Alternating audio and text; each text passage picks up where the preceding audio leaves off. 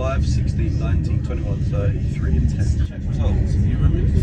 Oi carumbo, I meant to be in bed. I meant to be going to bed. Oh, and my nose is playing up, and I gotta be up in a couple hours, and I'm here, and I'm doing this because it's everyday, bro, with the Poddy channel flow. And, you know, we made a promise. We made a commitment, you know. And some people move on, but not us, you know. In the film of Endgame, when they say that, when Steve Rogers says that, he is referring to the fact that, you know, half of the entirety of existence has perished, and most people just move on, but not them. They're gonna fight for their rights to party. They're gonna fight for everyone to come back. When I say it, it's about keeping the streak alive of doing this comparable. And there's nothing to mention, there's nothing to report, there's nothing to talk about even on this one, which is 143, but it's got to be done. And what really upsets me is the idea that this is going to be another shorty, another 13-minute, which, that's just not good enough. They got to be minimum 20, I know. But on the main chan, last post, I think, was almost a month ago. And it's not every single time. Every time, okay, it's like 15 weeks, 2 weeks, 15 weeks, 15 days, 2 weeks. It's basically the same thing. 3 weeks. This is now approaching a month, and I'm like, every single time I look at it, I'm like, this is not acceptable. Next time, I'm gonna get something out there a lot quicker because it's not good enough for me and Chan. Not good enough. And then it gets to this, and we're in this scenario again where it's been an almost a month between the last one. But so that's why today I was like, because I know I got work tomorrow, and then like for a few days in a row, I'm just not gonna be able to get it done today. We power through and we get it done, and it's basically done now. So that was just important. So that's why I left this late. Finally had everything set up. You know, I even was being an organised little boy. I folded up my clothes for the tomorrow morning, which, by the way, when I say tomorrow morning, literally I go up to 2:30 a.m. So it'll all be ready, like a good little neat boy, ready for his first day of school. You get yourself tucked up in bed, and then you realise, fuck, I got this thing I got to do. I got fucking Duolingo, French lessons. You know, we're not in a scenario where we should be adding learning an instrument into the mix. Not now. Not right now. What are you looking at? I literally just gave you a treat.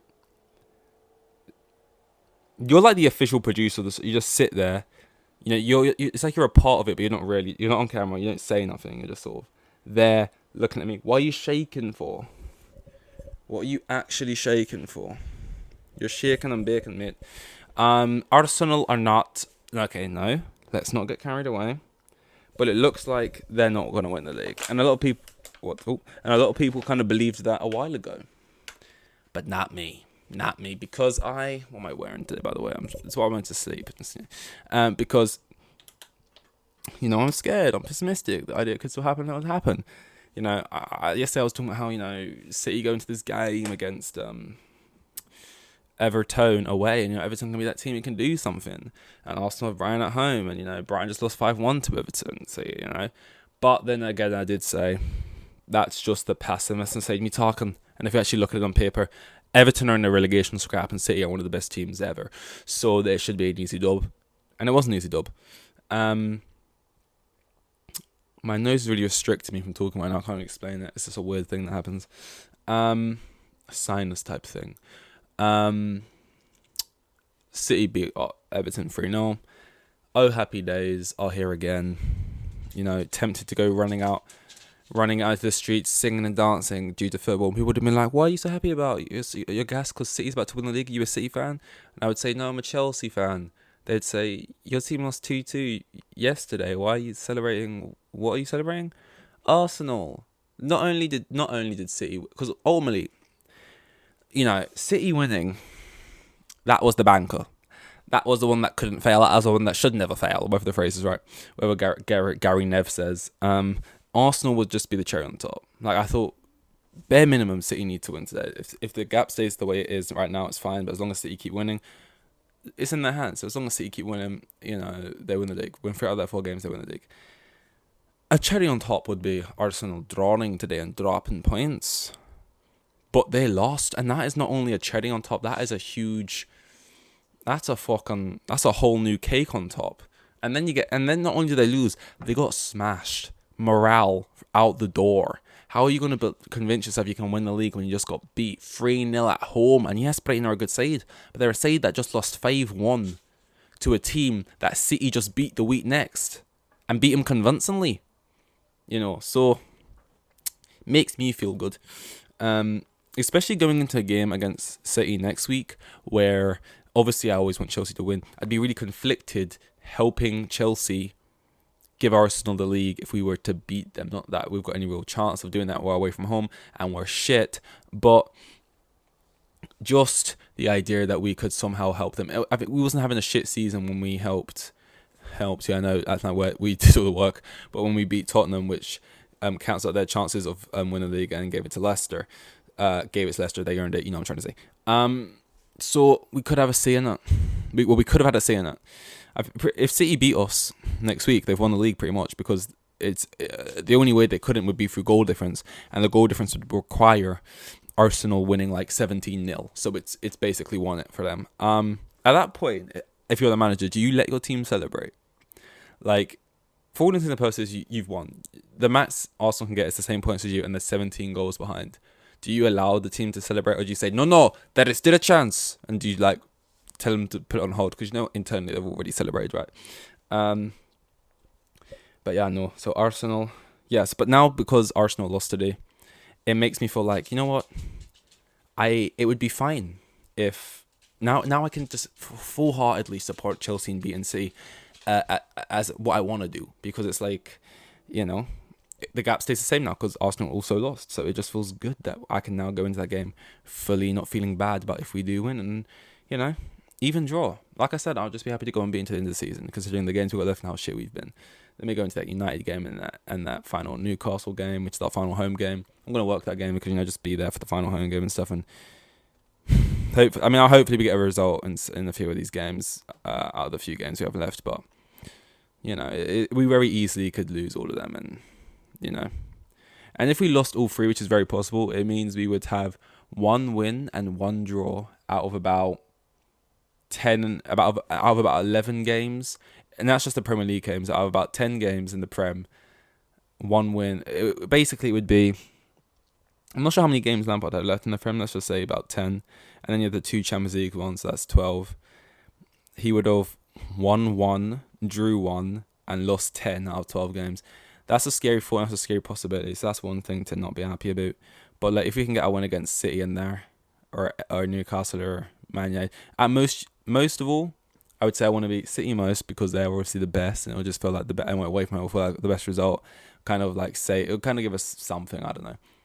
Then probably, but then again, the only thing is, you're leaving the door open for them to mess it up and not win the league, which obviously is still very unlikely, because you're counting on Arsenal also having the mentality to do their bit, because even if City lose every game to the end of the season, can you really rely on Arsenal winning all their ones, considering how they've kind of been hot and cold recently?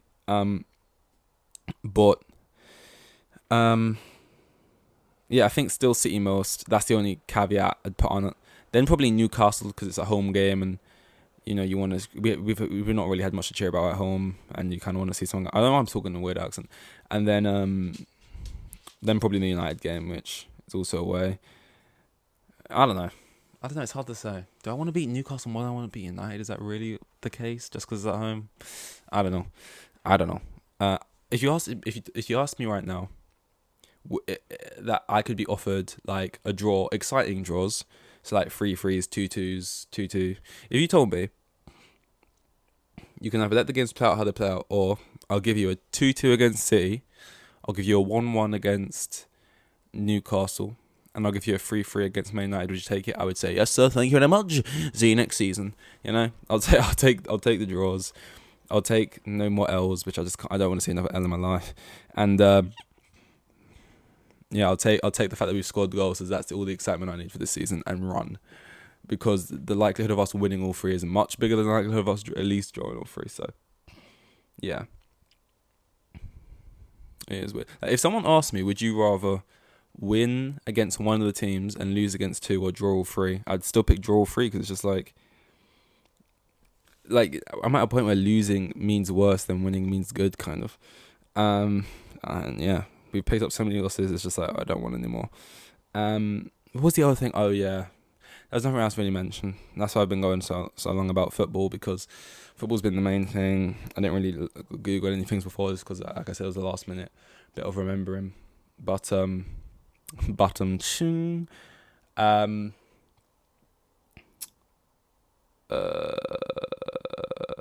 Oh, Fast and Furious films. I remember I was at work the other day and someone said to me, do you like Fast and Furious? Have you watched the films? And I said no, and he looked at me like I was fucking mental, like I was fucking insane, like I said something crazy. And I was just like, first of all, it's not wild to not like Fast and Furious. I don't think that's a crazy thing to say. I think at this point it's wild to still be going.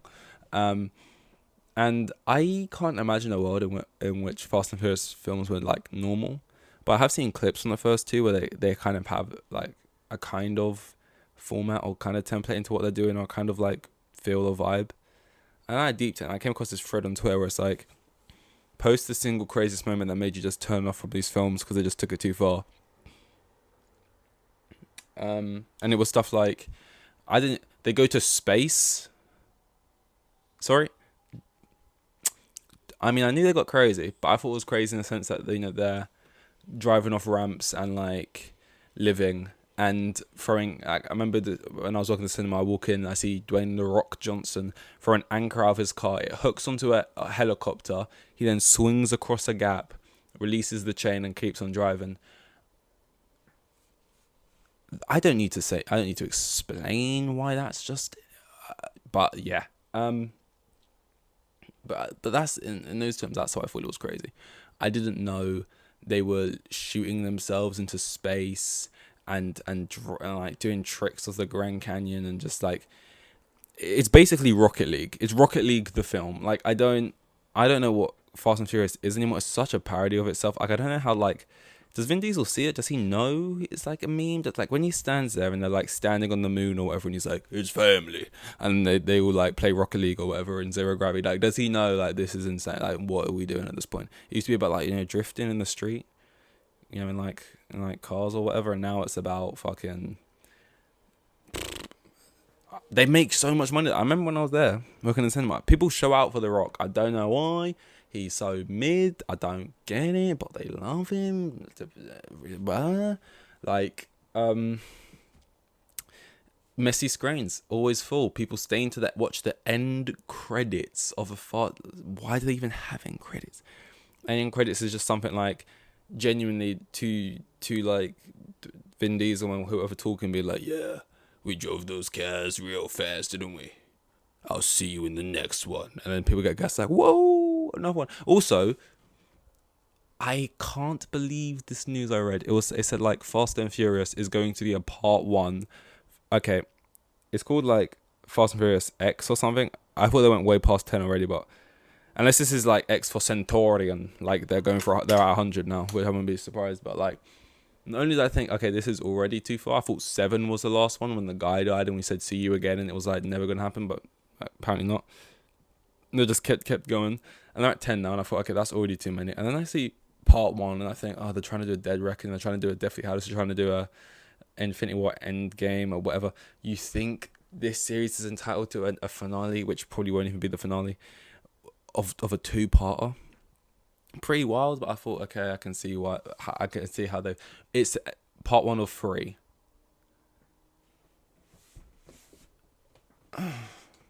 I feel like I've been run over. Yeah, they think they can do the unthinkable.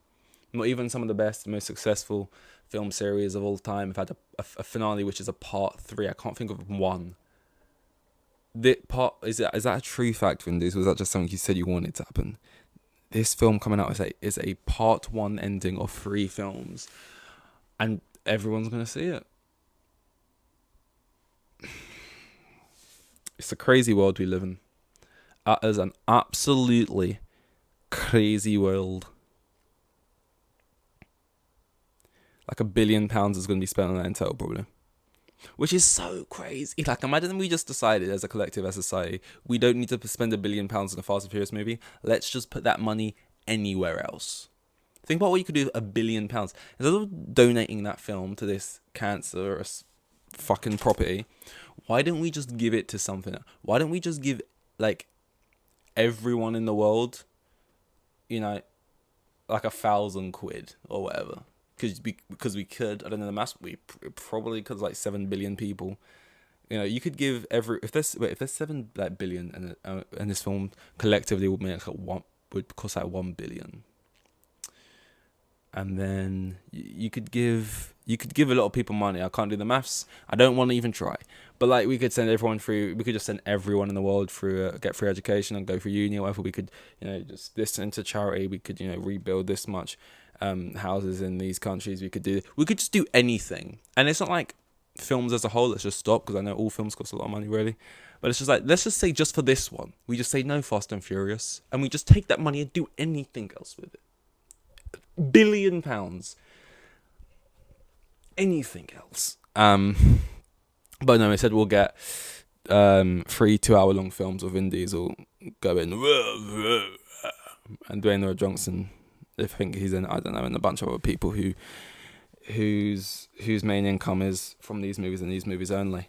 It's not a bad income to have, but I'm just saying they don't do anything else. No other films. You just see them here, and that's all. And that's all from me. That's all she wrote. See you on 1-4. No. Wait, this is 1-4-3. See you on 1-4-4. Here with the kids. And I've got 3 kids, and the geezer was probably on like maximum 20 bags a year. Like the most boring bloke you'll ever meet. Like,